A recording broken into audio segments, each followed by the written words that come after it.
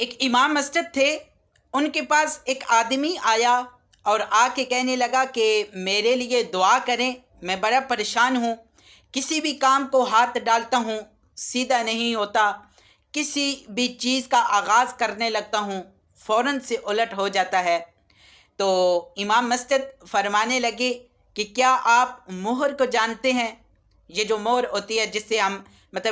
کسی بھی جگہ ٹھپا لگاتے ہیں سگنیچر کے لیے، وہ تو آگے سے کہنے لگا جی بالکل جانتا ہوں، صرف مہر کا پتہ نہیں بلکہ اس کے بنانے کا طریقہ بھی آتا ہے کہ ہم اس کو الٹ کر کے لکھتے ہیں، جب کسی بھی پیج پر صفحے پر ہم اس کا ٹھپا لگاتے ہیں تو وہ بالکل سیدھی ہو جاتی ہے۔ تو امام مسجد مسکرا کے کہنے لگے کہ جب مہر اپنا ماتھا صفحے کے اوپر ٹیکتی ہے